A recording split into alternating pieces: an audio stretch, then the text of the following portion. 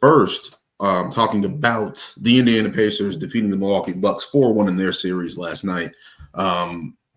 This was crazy because obviously Milwaukee going into the series with Dame coming back from blood clots and then the torn Achilles, it was a tough road for those guys anyway. And to come out in that game 5 the way they did, Gary Trent Jr. playing tremendous, Giannis playing tremendous, and those guys just giving nonstop effort throughout that game. I was so proud of the Milwaukee Bucks because they could have easily rolled over, and then they did. In a crazy fashion, Indiana has had the more depth in this series, having 7 guys in double figures.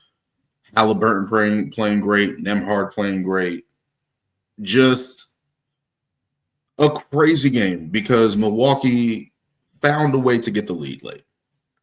They were up 5 with 53 seconds to go, 103 to 99, and end up blowing that lead. Giannis takes a tough fadeaway to end regulation. Okay, whatever the case may be. Then they get into the overtime, and Gary Trent Jr. scores 12 points from 3. He's on a tear, having probably his best game as a Milwaukee Buck, probably one of the best games of his career in this game. And they're up 7, 118 to 111 with 40 seconds to go.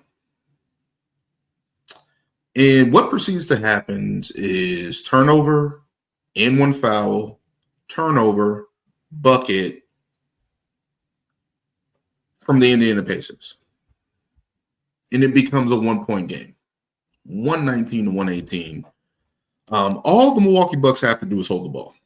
That's literally all they have to do, hold the ball and get to the line, free throws, whatever. They pass it up. AJ Green's at midcourt. Understandably, he's a young guy, rookie, doesn't want that pressure on him. Should have just held the ball. Like, Rook, we're going to live and die with you at the free throw line. Okay, whatever the case may be. He gets out of that, jump passes to Gary Trent Jr. The ball slips right through Gary Trent Jr.'s hands.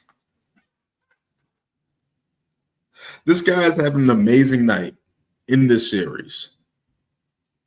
33 points, 12 points in OT, putting the team on his back, helping Giannis carry this team to a game 6 back to Milwaukee, and it goes left really, really fast.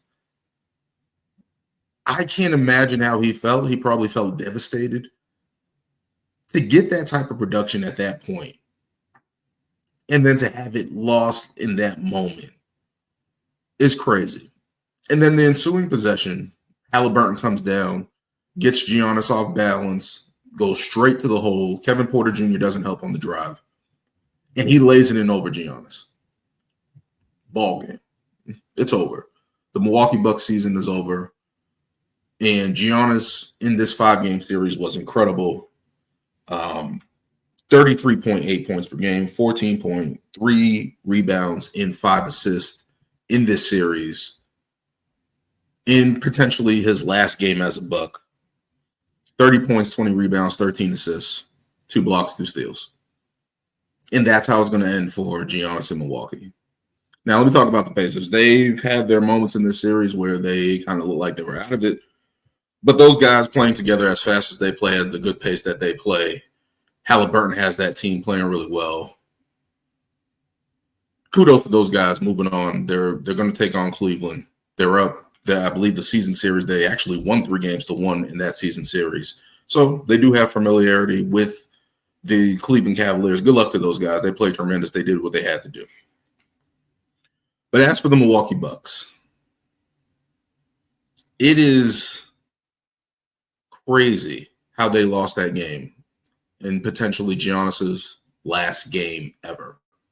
Then to add insult to injury, you have Tyrese Halliburton's dad come out after the win on the court with the towel of Tyrese Halliburton on the towel, waving it in front of Giannis's face, saying, "This is what the fuck we do."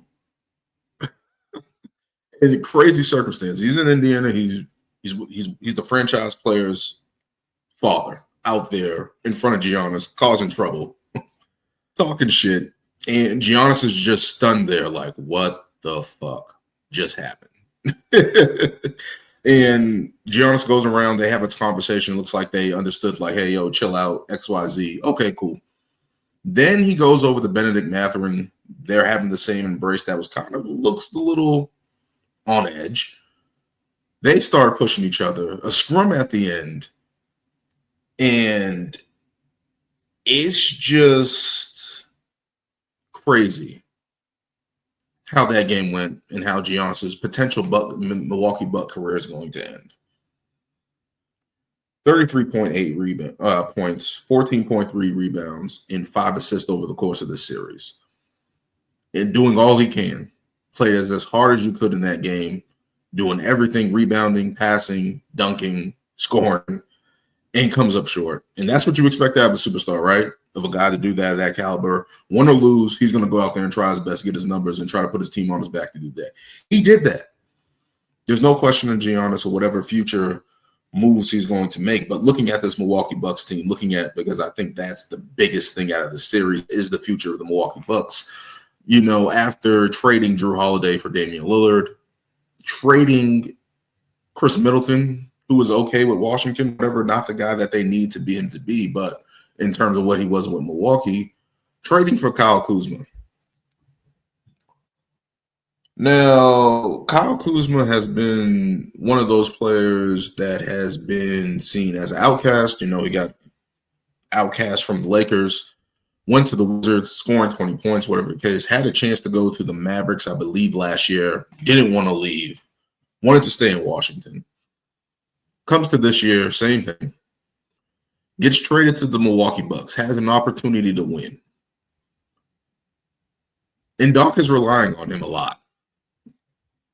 And he comes out 5.8 points per game in a 5-game series, shooting 34% from the field. I don't know where you go from here if you're the Milwaukee Bucks with Kyle Kuzma, let alone Giannis already leaving, let alone Damian Lillard tearing his Achilles. I don't know where you go from here. And the only question is Giannis going to axe out? Now, why would Giannis want to stay there? They don't have any picks. I believe they have pick swaps with Portland for 2028 and 2030. They traded Chris Middleton. Damian Lillard is going to be out probably all of next season, so that's probably 2 seasons that you're going to lose with Damian Lillard out, and then him trying to work his way back. You have AJ Green, who's okay. Gary Trent Jr. is on a contract here, but he's probably going to get money from somewhere else. So if you're Milwaukee, how do you convince Giannis to stay? And if I'm Giannis, why would I want to stay? I've done everything I could here. Damian Lillard getting hurt is just bad luck, in my opinion. I don't think that's anything with the stats of that. But just in general, looking at it from that standpoint, it is just the worst possible ending potentially to his career in Milwaukee, right? You put it all on the line. You got a guy that's actually stepping up in the absence of Dame and Gary Trent Jr. AJ Green's going out there giving us all. Bobby Portis, Kevin Porter Jr., guys of that nature. And you guys blow 2 possession games, 2 possession leads in the end of regulation and in the end of OT. They said out of 1,176 games when a team is up 7 points or more in OT, the Pacers are the only team to come back and win the game. So these are improbable odds from the Indiana Pacers. These are improbable odds for the Milwaukee Bucks in this game. And to lose that game like that, 119-118, I can't imagine if I'm Giannis having a blown lead like that, having Tyrese Halliburton's father run up in my face and basically just talk shit to me. I do not know how you handle that. I don't know what you do going forward from that. It's so tough because Gary Trent Jr. in this series had 18.8 points throughout this series. I just don't. That is just a crazy series from a standpoint of where does Giannis go from here?